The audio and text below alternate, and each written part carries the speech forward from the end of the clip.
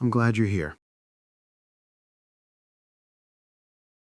I know what you're feeling right now. That intense, uncomfortable sensation coursing through your body. That overwhelming urge that feels like it's taking up all the space in your mind. That voice telling you that you need to act, that you have to do something right now, that you can't possibly sit with this feeling for one more second.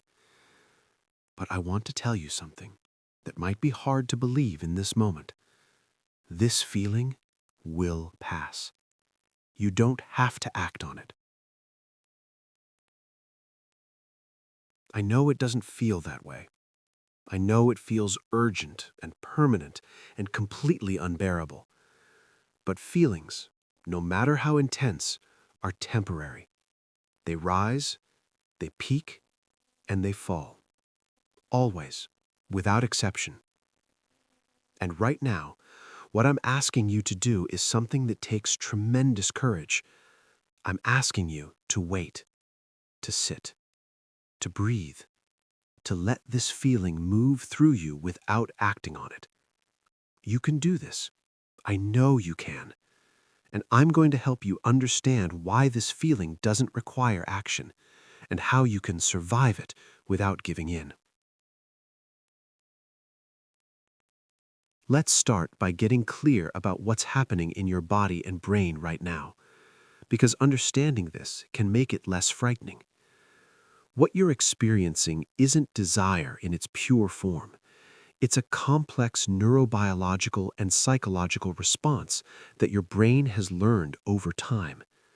Your brain has created strong associations between certain triggers and certain behaviors, and when those triggers appear, your brain releases a cascade of neurochemicals that create powerful sensations and impulses.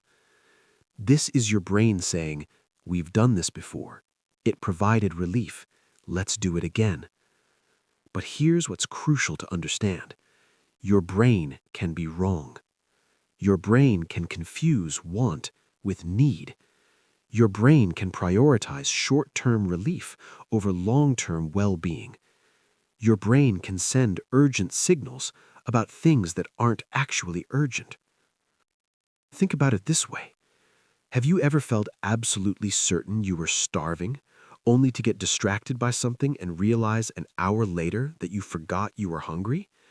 Or felt convinced you desperately needed to buy something, but after a good night's sleep you couldn't remember why it seemed so important? Feelings create a sense of urgency, but they don't always reflect reality, and they definitely don't require immediate action. What you're feeling right now is real. I'm not dismissing it. The physical sensations are real. The psychological discomfort is real. But the narrative that you must act on it, that's not real. That's the addiction talking, not the truth. I want you to imagine your craving as a wave in the ocean. When you're standing on the beach and you see a wave coming, you have a few options. You can try to fight it, thrashing against it, which usually results in getting knocked over. You can run from it, which works temporarily but means you're always running. Or you can dive into it, letting it wash over you, knowing that on the other side, you'll still be standing. Cravings work the same way. Right now, you're in the rising part of the wave. It's building, getting bigger, feeling more intense.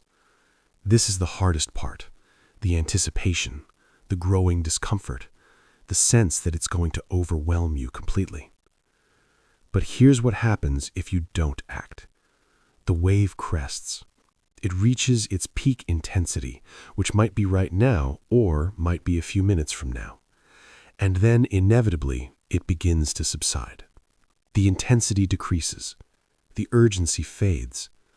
The overwhelming feeling becomes manageable, then mild, then it disappears entirely. This happens every single time. Waves don't stay at their peak forever. They can't. It's physiologically impossible for your body to maintain that level of arousal indefinitely. Research shows that most cravings, if you don't act on them, peak within 15 to 30 minutes and then begin to decline. Some fade even faster. The exact timing doesn't matter. What matters is that they always pass. You don't have to ride this wave all the way to shore. You don't have to let it carry you into behaviors you don't want to engage in. You can stand in the water, feel it rush over you, and wait for it to recede. It will recede. I promise you it will. I know that in this moment, acting on the feelings seems like it would bring relief, and in a way it would, for about 5 minutes, maybe less. But let's be honest about what happens after those 5 minutes. The shame arrives, almost immediately, doesn't it? That sinking feeling in your stomach, that inability to look at yourself in the mirror, that voice in your head saying, "I did it again. I'm never going to change. What's wrong with me?" Then comes the reset. If you've been counting days of sobriety, you're back to zero. All that progress, all those hard-won hours of resistance, gone. And starting over from day one is the hardest climb there is. Then comes the reinforcement. Every time you act on a craving, you're teaching your brain that cravings must be obeyed. You're strengthening the neural pathway that created the craving in the first place. You're making the next craving stronger and harder to resist. Then comes the cycle. The guilt and shame often trigger more cravings, which lead to more acting out, which leads to more shame, which leads to more cravings. It's a downward spiral that gets harder to escape the deeper you go. And then comes the long-term cost, the impact on your health, your relationships, your self-respect, your goals, your sense of who you are. Each individual time seems small, but they accumulate into days and weeks and months and years of your life spent in a pattern you don't want to be in. Acting on the feeling doesn't actually solve anything. It postpones the discomfort for a few hours or days, but it guarantees that you'll be right back here again, probably sooner, and with an even stronger urge. But here's the beautiful thing. The opposite is also true. Every time you don't act on a craving, you're teaching your brain that cravings are survivable. You're weakening the addiction pathway. You're building your capacity to tolerate discomfort. You're proving to yourself that you're stronger than you think. And each successful resistance makes the next one a tiny bit easier. Let's talk about what's happening in your body right now, because these physical sensations are a big part of what makes cravings feel so urgent. You might feel tension in your chest, shoulders, or jaw, restlessness, like you can't sit still, increased heart rate, rapid, shallow breathing, warmth or flushing, tingling or buzzing sensations, stomach churning or butterflies, muscle tightness, a sense of pressure or building energy. These sensations are uncomfortable, and your brain interprets them as signals that something needs to happen. But here's what they actually are. They're your sympathetic nervous system in activation mode. Your body has learned to associate certain triggers with certain behaviors, and it's preparing you for that behavior. It's like Pavlov's dog salivating at the sound of a bell. The bell doesn't mean food is actually there, it just means the dog has learned to associate the bell with food. Your body's sensations don't mean you actually need to act out. They just mean your body has learned to associate certain cues with certain behaviors. The good news is that you can teach your body something different. When you sit with these sensations without acting on them, you're sending your body a new message. These feelings don't require action. We can feel this discomfort and survive it. We can wait it out. Over time, and I won't lie to you, it does take time, your body learns this new pattern. The intensity of the physical sensations decreases. The urgency fades. the association weakens. But it starts with this moment, right now, where you feel all of this and choose not to act.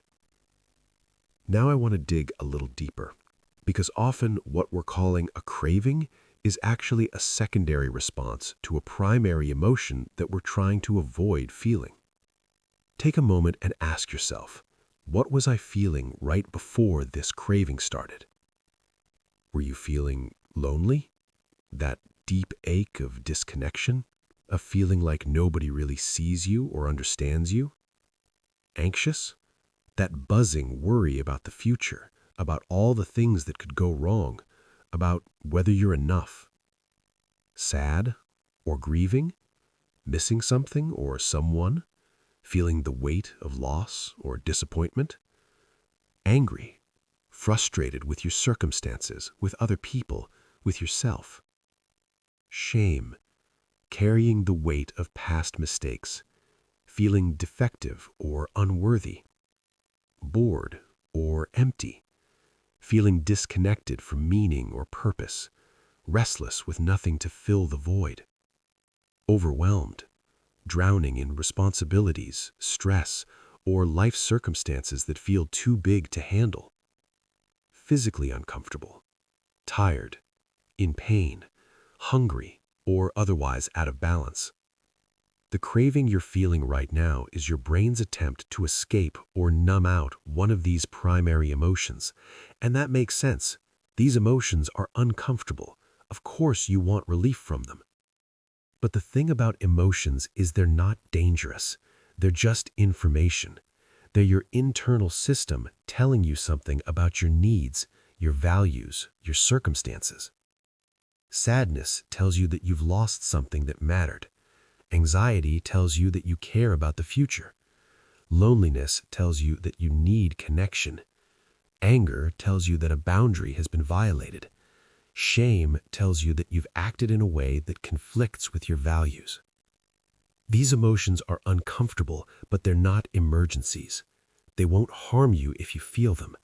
In fact, the only way through them is to feel them. When you use addiction to avoid feeling your emotions, you're not making the emotions go away. You're just postponing them. They'll still be there after the temporary relief fades. Only now you'll also have the shame and regret of acting out to deal with on top of the original emotion. What if instead of running from the emotion underneath the craving, you turned toward it? What if you acknowledged it, named it, and let yourself feel it fully, without trying to fix it or change it or numb it? It might look like this. I'm feeling incredibly lonely right now. My chest aches with it. I want connection so badly.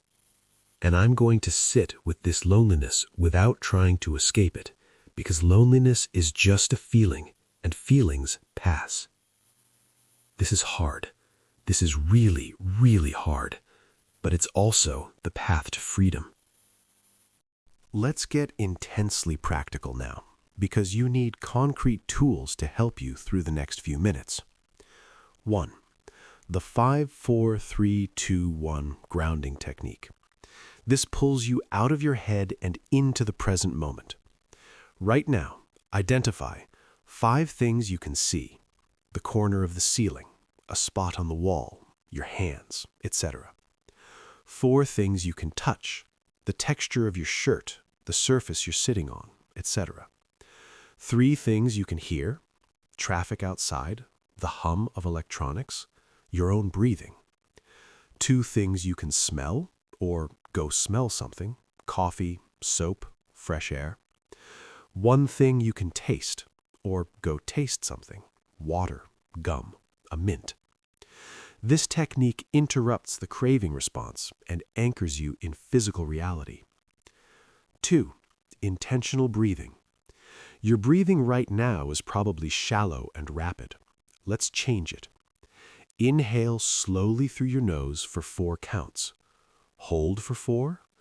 Exhale slowly through your mouth for 6 counts. Hold empty for 2. Repeat 10 times. The longer exhale activates your parasympathetic nervous system, your body's natural calming system, This physiologically reduces the intensity of your craving. 3. Change your physical state. Do something that radically shifts your body. Take a cold shower. Go for a fast walk or run. Do jumping jacks or burpees until you're out of breath. Splash cold water on your face. Hold ice cubes in your hands. Stretch intensely. You can't maintain the same level of craving when your body is in a completely different state. 4.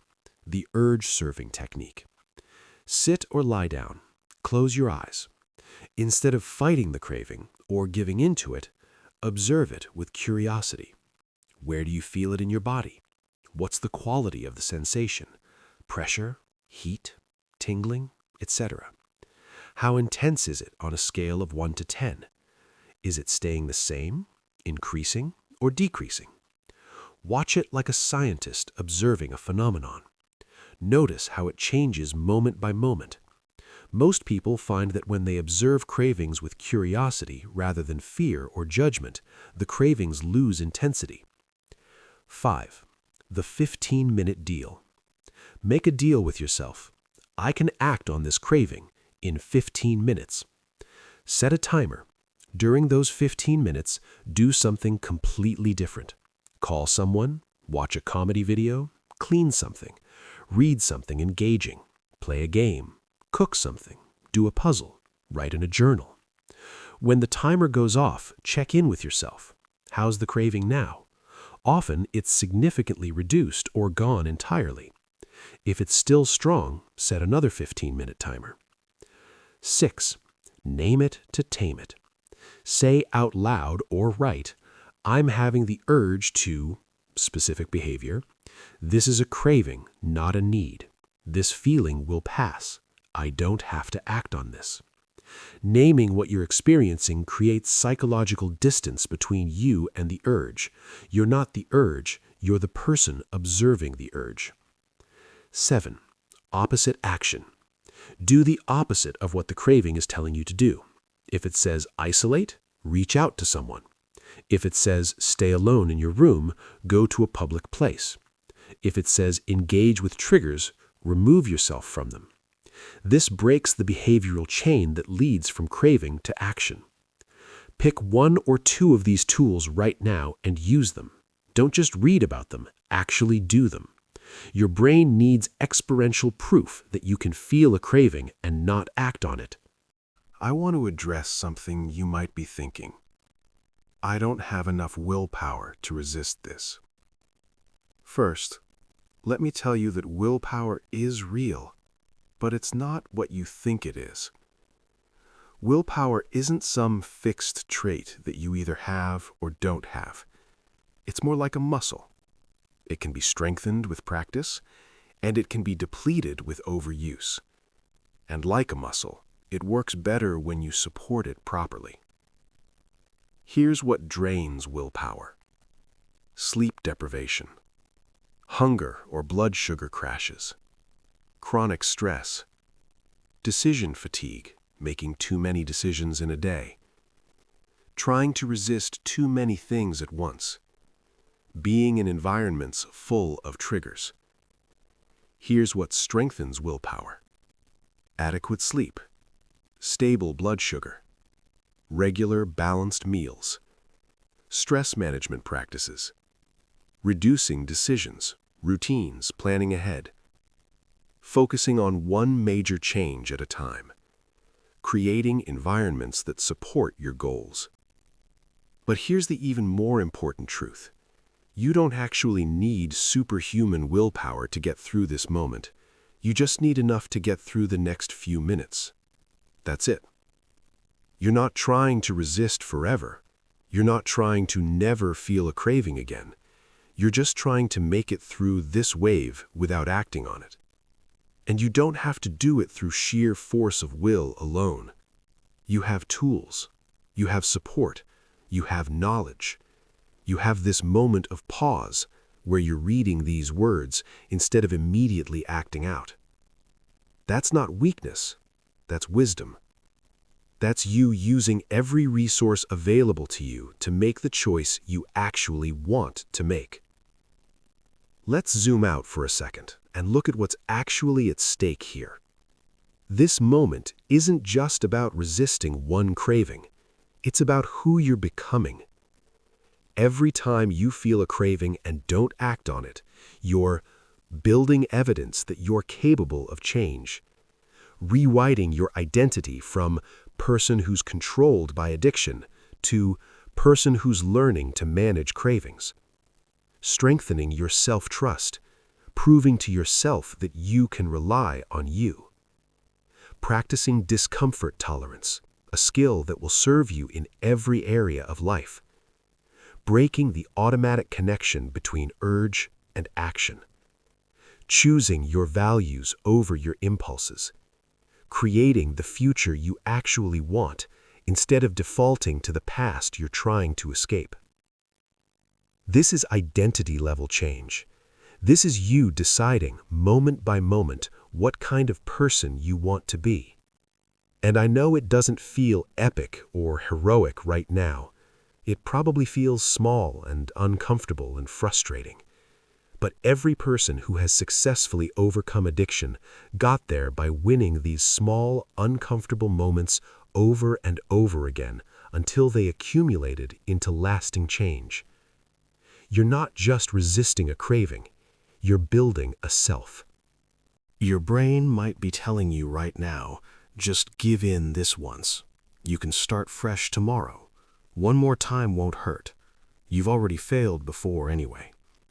This is one of addiction's most effective lies, and I want to dismantle it. First, there is no just once. There's only the strengthening or weakening of a pattern. When you give in just once, you're making the next urge stronger and the next resistance harder. Second, tomorrow is a fantasy. The fresh start you're imagining exists right now, in this moment, in the choice you're about to make. Tomorrow you'll wake up either proud that you resisted or disappointed that you gave in. Which version of tomorrow do you want? Third, one more time does hurt. It hurts your self-respect. It hurts your progress. It hurts the belief in your own capacity for change. It hurts the future version of yourself who has to deal with the consequences. Fourth, past failures don't determine future outcomes.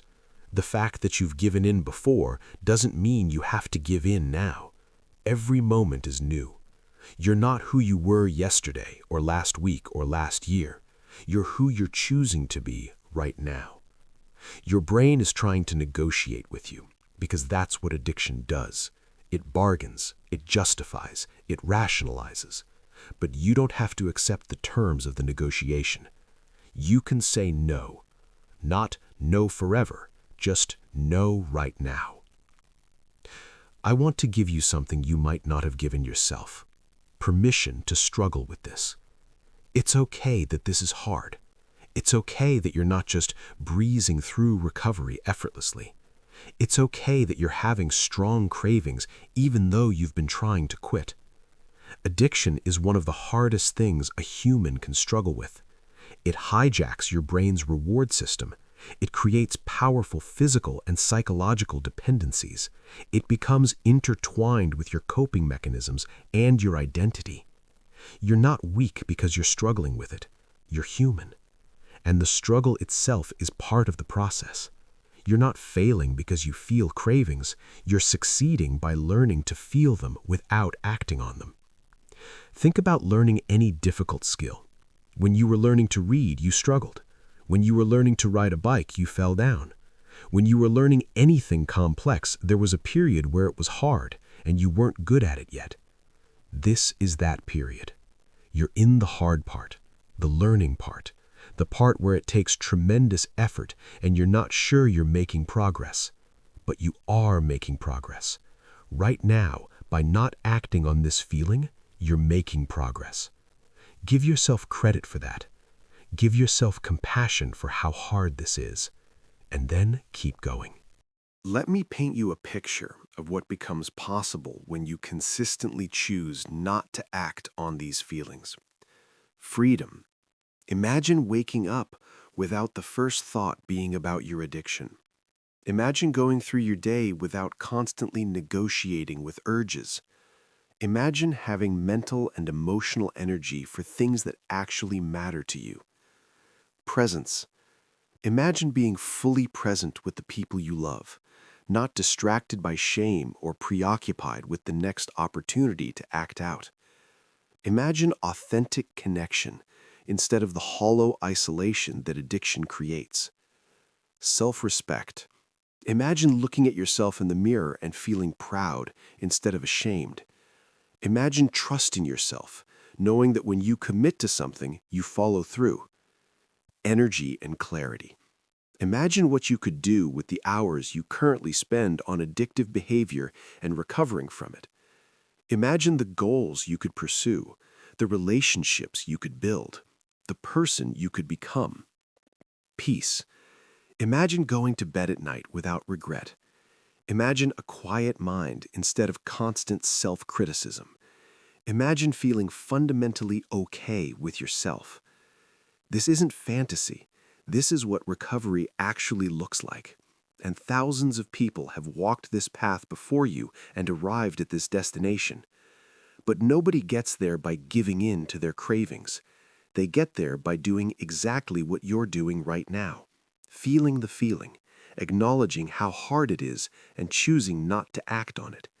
One moment at a time, one wave at a time, until the waves get smaller and further apart and you realize you've built a life you don't need to escape from. Here's something powerful to remember. Your brain is literally changing in this moment. Neuroscience has shown us that our brains are plastic. They can rewire themselves based on our repeated experiences and choices. This is called neuroplasticity, and it's the reason recovery is possible.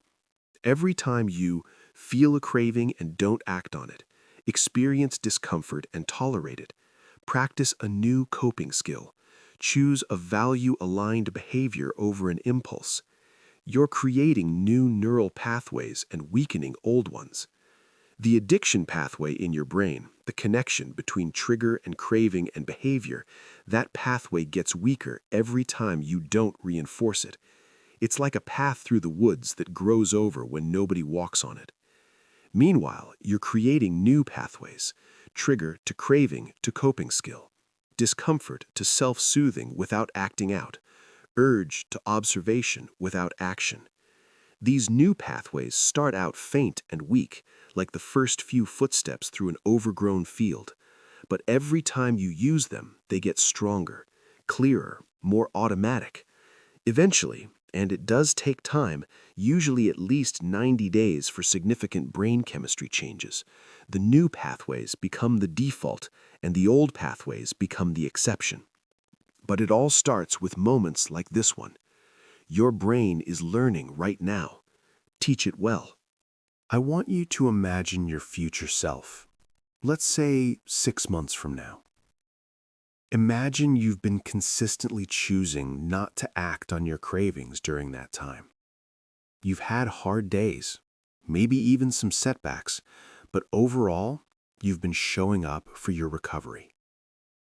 That future you is looking back at this moment, right now. What do they want to tell you? I imagine they might say something like, "Thank you. Thank you for not giving in.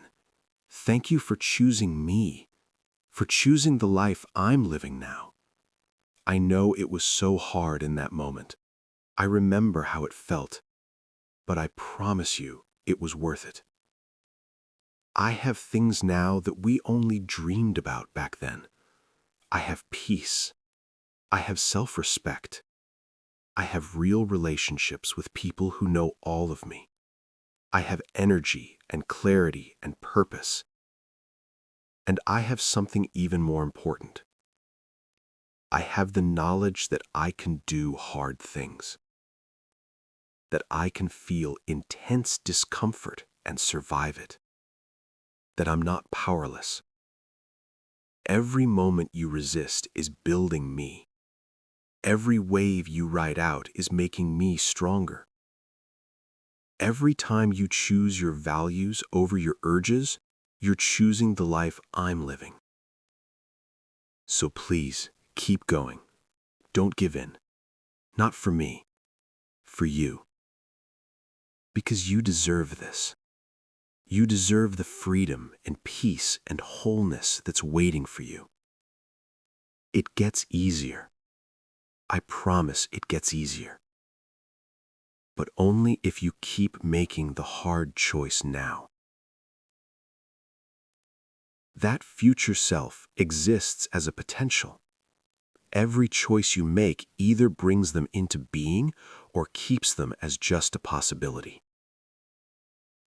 Which do you want? Let's come back to this present moment. How are you feeling? Has the intensity of the craving decreased at all? Even slightly? Has reading this created any space between you and the urge? Any sense that maybe you can sit with this without acting on it? If the craving's still strong, that's okay. Cravings can take time to pass. But notice that you've already made it this far without giving in. You've spent these minutes doing something different than what the craving wanted you to do. That's already a victory. Now, let's extend that victory. Let's make it through another few minutes, and then another. Not because you have to be perfect, not because you have to resist forever, but just because right now, in this moment, you're choosing to wait. Remember, this feeling will pass. It always does. You don't have to act on it. Take a deep breath. Feel your body in the chair or bed where you're sitting. Notice that right now, in this exact present moment, you're okay. The crisis is in your anticipation of what you might do, not in what's actually happening right now. Right now, you're just breathing. Just being. Just sitting with discomfort. And you can do that. You're doing it right now. When this craving finally subsides, and it will, I want you to do a few things. First, acknowledge what you did. You resisted. You sat with discomfort. You used tools. You chose differently.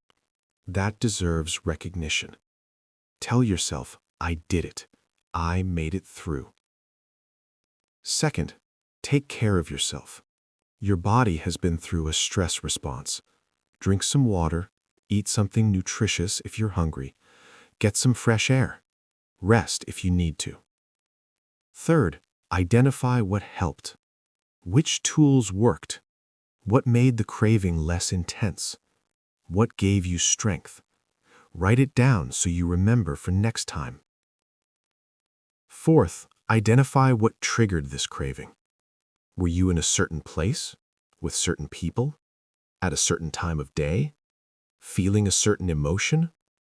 Understanding your triggers helps you prepare for them. Fifth, shore up your support. Reach out to someone and let them know you had a hard moment, but you got through it. Connection after a victory reinforces that you don't have to do this alone. Sixth, adjust your environment if needed. If certain things in your environment are making this harder than it needs to be, change them. Remove triggers. Create barriers. Set yourself up for success. Finally, prepare for the next wave, because there will be a next time. Not to be discouraging, but to be realistic.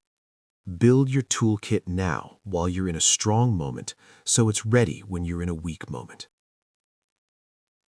I want to remind you of something crucial. You don't have to do this alone. If you haven't already, please reach out for support. That might look like a therapist who specializes in addiction, a 12-step program or other recovery group, a trusted friend or family member who you can call in moments like this, an online support community, a crisis helpline, a sponsor or accountability partner. There are people who understand what you're going through, people who have felt exactly what you're feeling, people who have made it to the other side and can show you the way. You don't get extra credit for suffering alone. You don't prove your strength by refusing help. In fact, asking for help is one of the strongest things you can do. If you're reading this and you don't have support in place yet, that's okay, but make it your priority. Recovery is possible alone, but it's so much harder than it needs to be. Let people help you. Let people see you. Let people walk beside you. You're worth that. We're coming to the end of our time together. You've been with me for a while now, and I'm proud of you for that. You had a strong craving, and instead of immediately acting on it, you paused. You sought out support, even if it's just the support of these written words. You've been sitting with discomfort instead of running from it. That takes courage. That takes strength. That's recovery in action. Now I'm going to ask you to do something. I want you to commit to the next hour. Not forever, not even the next day, just the next hour. For the next hour, you're not going to act on this craving. You're going to use the tools we talked about. You're going to sit with the feeling. You're going to let the wave pass. Can you commit to that? 1 hour. I think you can.